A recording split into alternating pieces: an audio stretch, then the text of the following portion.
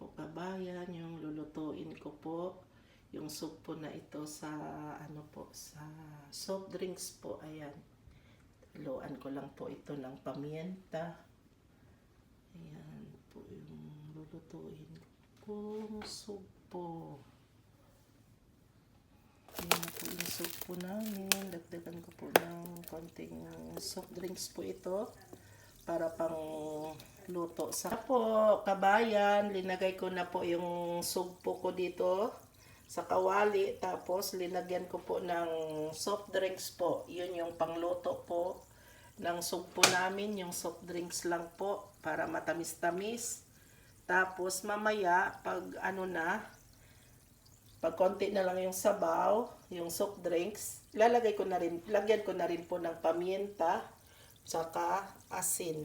Yan lang po yung ko po, halo sa sinangag kong sugpo. Yan po, tingnan na natin yung niluluto ko pong sugpo. Ayan, makulo na. Yan na po. Lagyan na lang po natin ng konting asin kasi nalagyan ko na po ito ng paminta. Ayan lang.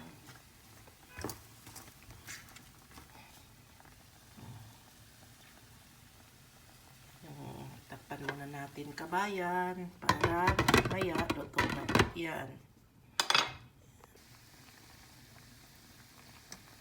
Malapit na maluto po ito. Isunod ko na lang pagkaluto nito. Magluluto rin po ako ng sinigang na sugpo dahil yun yung paborito ng anak namin, si Aiza, yung sinigang na sugpo. Yan na po yung niluluto kong sugpo, sinangag. Tapos po lagyan po natin ng konting kabayan, mantika para mas masarap po. Ayan. Konti lang para lang yung pasayan natin. May konting mantika. Yan yung ulam namin ngayon. Yan po.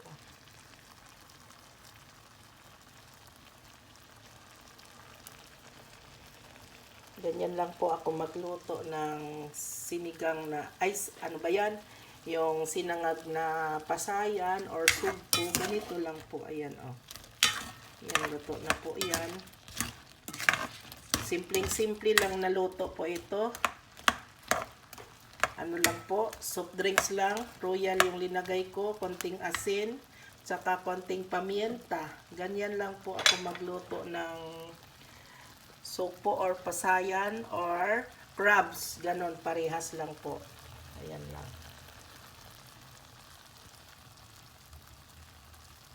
Ngayon, magluluto rin po ako ng sinigang na sugpo. Ayan na po yung sinigang po namin. Tapos, ayan po yung sinangag sa soft drinks. Ayan, sana kung nagustuhan po ninyo itong video ko, paki-subscribe na lang po and paki-share. Thank you very much. Bye-bye.